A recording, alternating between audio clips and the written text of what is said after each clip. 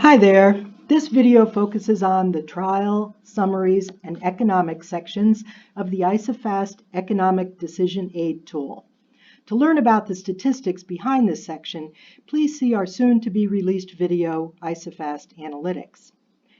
Let me begin today by describing the trial summaries graph and demonstrating some basic interactive features. After that, I will run economic analyses in 3 different studies to illustrate the importance of its dynamic features. The first study is Priaxor foliar fungicide with a tank mix of FastTac insecticide. Like Google and other predictive apps, ISOFAST relies on probabilistics, in this case Bayesian statistics, to generate the odds. Each horizontal bar with a star represents a trial. Its ID is along the y-axis. These are generated from the yield differences or yield responses of all the paired treatments in each trial. Each bar indicates the amount of uncertainty at the selected probability level, in this case 90%. Options for 80% and 95% are also available. Changes to the probability level will also change the bar width and the number of significant trials. If a bar crosses the zero line, there is less confidence in the response because sometimes it's positive and other times negative. The tool counts the number of trials that are significant at each probability level.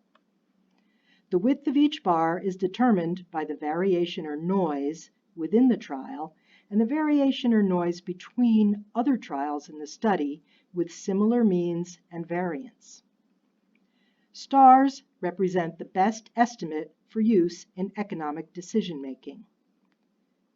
The overall effect may have a smaller bar since information from all trials in the study is pooled here and may combine to reduce overall uncertainty. In the case of Priaxor and FastTac on soybean, at the 90% probability level, or 9 times out of 10, the result is likely to be a yield response of between 1.6 and 4.4 bushels per acre, with a mean yield response of 3 bushels an acre.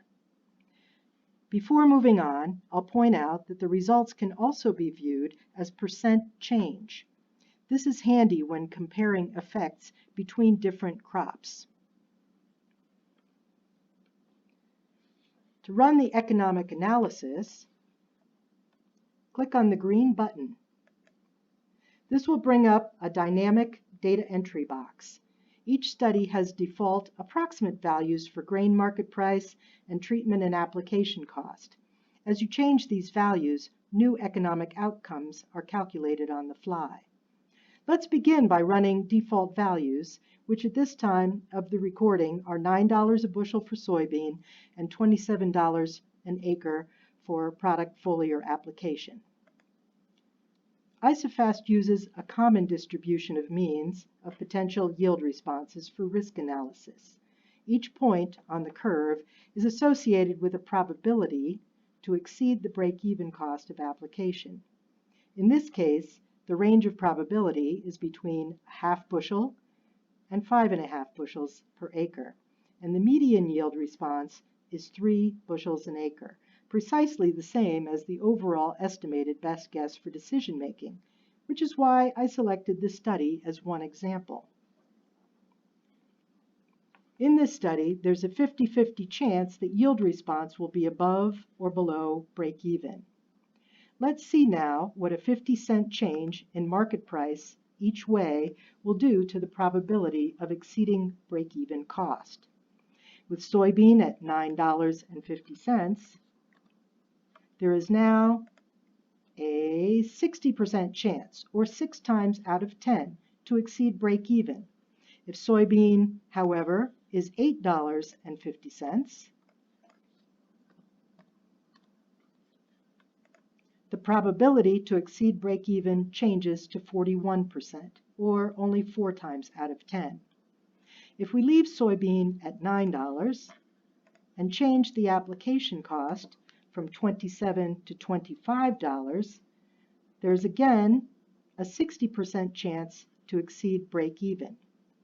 Below the graph are statements describing yield required to pay for treatment, in this case 2.8 bushels an acre, the probability of exceeding direct application costs, 60%, expected average profit exceeding cost, $2.10 per acre, and a range for the expected average profit exceeding cost. Here, anywhere from minus $10.70 to a little above $15 an acre. Let's move to a different product, another foliar fungicide, Statistical YLD. All 37 of these trials had a significant yield response between 1.1 and 1.9 bushels an acre, with a mean overall yield response of 1.5 bushels per acre.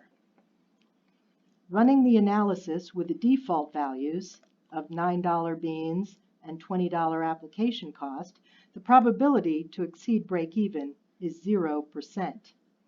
If beans go up to $12, there's a 19% chance.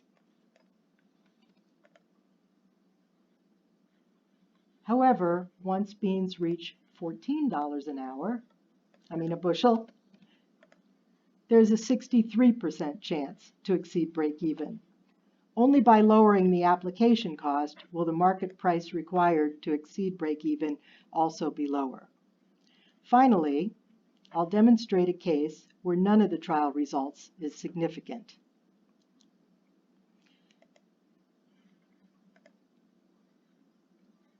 Tryptophan is a new product ISA has been testing that has not yet gone to market.